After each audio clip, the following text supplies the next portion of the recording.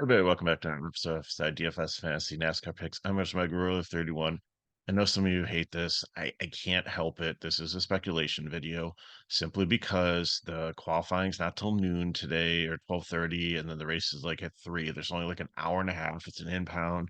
So even after like it takes them about an hour to qualify, they still have to inspect the cars, make sure there was no violations, and then some people might move to the back and stuff like that. So it's impossible to get a video filmed in that small amount of time and be able to get it uploaded and everything. So I'm trying to give you as much information as I can. And most of these speculation videos have been fairly close in the primes. Maybe one of them has changed the last 3 or 4 that I've done. So next week, Xfinity, they have practice and qualifying the day before. We'll have all the data. Trust me, I would rather be able to get everything out the night before to everybody.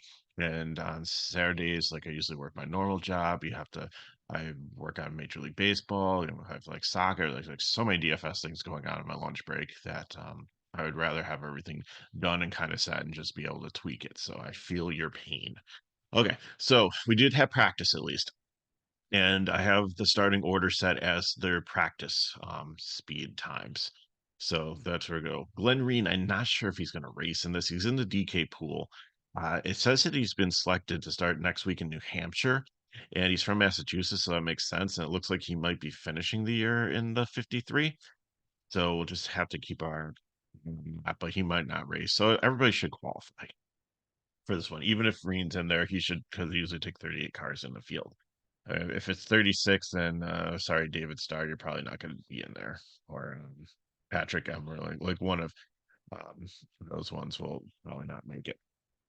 So only one cup driver in the field. We got a couple. Well, sorry, John Hunter Nemechek is a cup driver too. So one star cup driver as in Ross Chastain, and John Hunter Nemechek is in the field, and then Brett Moffitt actually um, gets a ride here too, which is kind of cool in Games Car. So this is a short track. They haven't raced here back since 2019. You can't really look back at that data because there's a repave. There was like they didn't repave the whole track. It looks like it just looks like so it's going to be a one groove track. It's going to be hard to pass.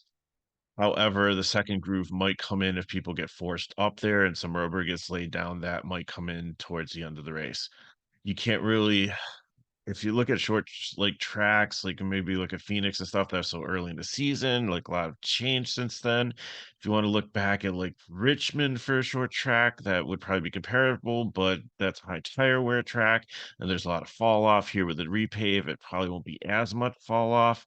So it's really hard to kind of nail this down, but I did a lot of research and I feel um, pretty good with like the data that I have here. The only variable we don't have is starting position, but like with laps led and like fast laps, like they should be pretty close to like their season average here for like what they've done in like short track. So Corey Heim fastest in practice. Sam Hunt is like the Toyotas looked really good here.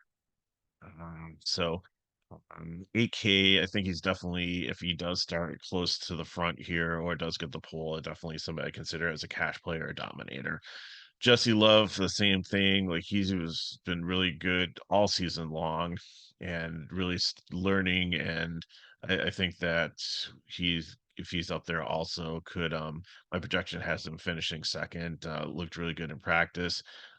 Should be able to lead like some laps. So I definitely like him as a dominator here. So I think he should have a solid day. Jeb Burton looked really good in practice, but I don't know if I like trust him if he starts in the top 10. So it's gonna be a GPP to a fade if he's in the top 10 for me. But if with the practice speed, if he just like maybe gets loose in qualifying or something and qualifies like 20 on down, like he might become a prime play because if he's shown that speed in practice, but he just kind of botches qualifying, then you have to look at that. Parker Klingerman is usually a solid cash play no matter where he starts. So I just at 75, it's sometimes he's priced in no man's land, but it's if you're building a balanced lineup, it's usually a good building block. Sammy Smith, I'm going to give the prime play to right here. Didn't look bad in practice. He is probably top 5 in leading laps in my projection model here, and it's his home track. He's from Iowa. He's got a lot of experience here in different racing different things. So familiar with the track. So you've kind of repave kind of sets it back to 0, but I think that he might have actually had some action on this track since the repave. So Sammy Smith is someone that I'm going to keep my eye on today. Parker Retzlaff, he's it's just a solid driver. Usually has a decent amount of floor no matter what track for his Jordan Anderson program. Smart guy, makes good decisions. So have him as a GPP if he starts this far forward. If he had this much speed in practice and starts like 15th on down, then he might turn into a cash play. Matt Benedetto, I got him in a GPP. Like he's okay.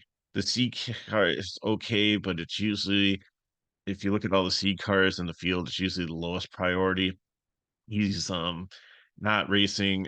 It benefits him that he's not racing full time here. Same thing with Corey Heim.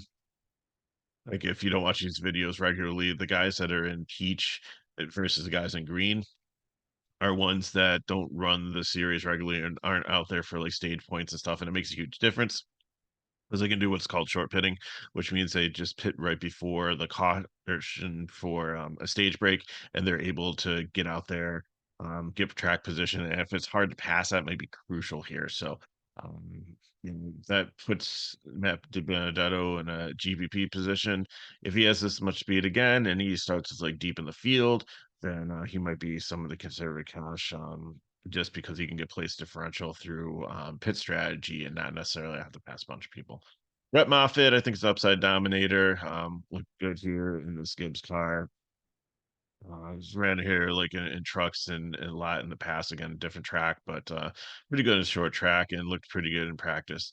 Allgaier looked a little bit disappointing in practice, but you can't really, maybe they're working on some stuff. So I think he's definitely someone that you got to consider. If, especially if he, we'll see, like if his qualifying looks really bad, then but he's someone you got to at least consider in a GPP for like any track here, just because he's been good throughout the series. Chandler Smith, they're going to put a prime here. Looked really good at Richmond. He in this Gibbs car looked decent. Also, I just wouldn't necessarily like look at the practice time. Like they look fine when they're out there. So I think that he's a solid prime play. My model has him winning the race. John Hunter Nemechek is always a GPP, but this is his home track also. So doesn't grew up not too far from it. So it's I think it's something that you can definitely be able to and these Gibbs carbs have been strong and he looked good there. It's just like, hard to get all these like 10K guys in, so maybe some value will open up. But I think definitely Smith and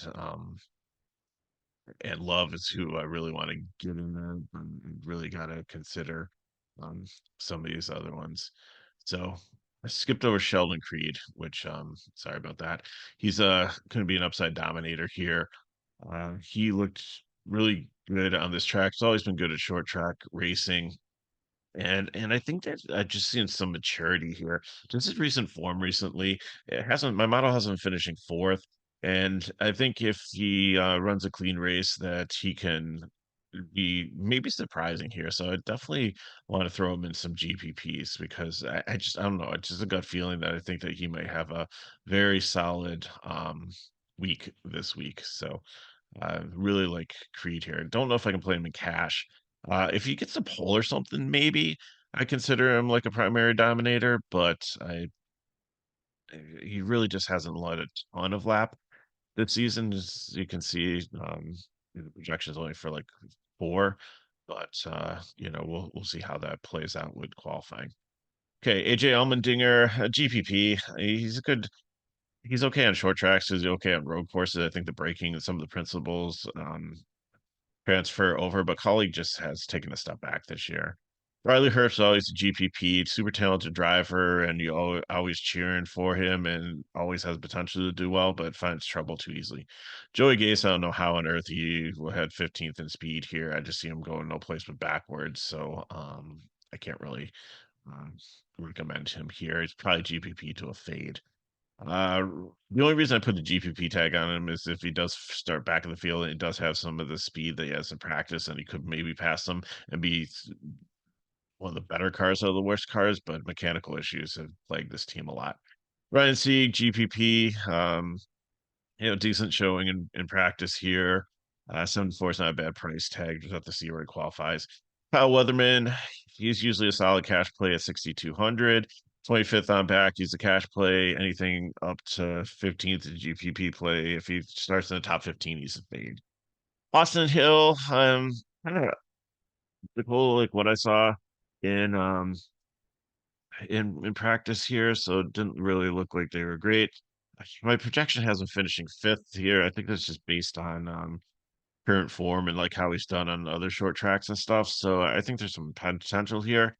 Maybe if he starts in the top 10, I'd give him an upside dominator. But if he like qualifies like below 15th, I don't know if he has the car and will be able to pass his way to get up to pay off his 97 price tag. So I can't put him as cash play. Josh Williams is always a floor play. I think he's always solid. He's good on short tracks. So, good equipment, should, blue collar guy, just go out there, does its job, get you some floor. So, if he starts, I like him if he starts outside the top 20, but I think if he starts 19th, that would be fine for cash play.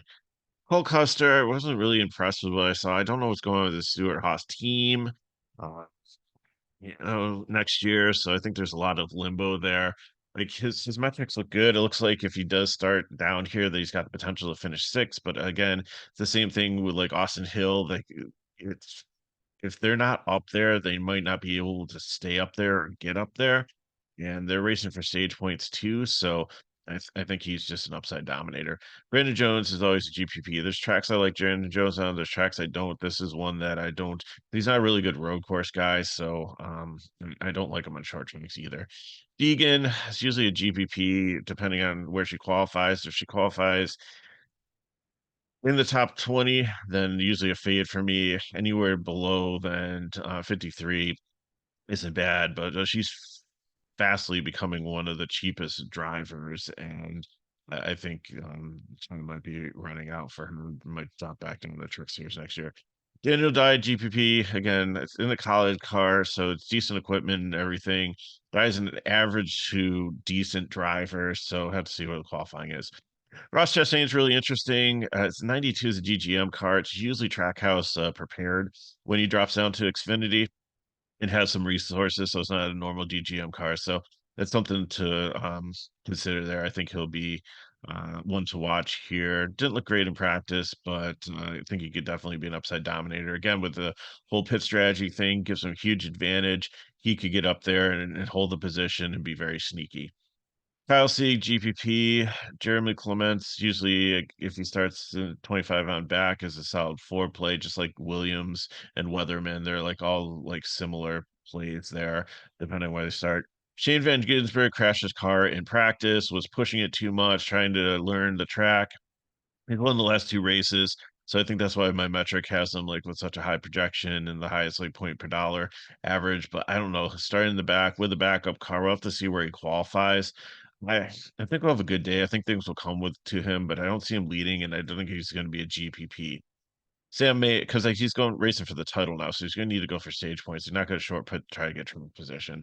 Although short tracks usually are good for road course guys because the braking everything. Same thing with AJ Allmendinger. Sam Mayer's always GPP. Didn't like what I saw in practice. Nothing really sticks out here, although does have some talent and he does have a really good team behind him, so they can maybe figure something out there. Right now, these Alpha Prime cars have always been solid cash plays too, just depending on where they qualify. 25th on back, 30th on back, even better. It's a cash play, GPP if not. Same thing with Smithley. I like Ellis's equipment better. Anthony Alfredo and R Motorsports. If he starts down here, he's had a solid season, some really solid runs recently.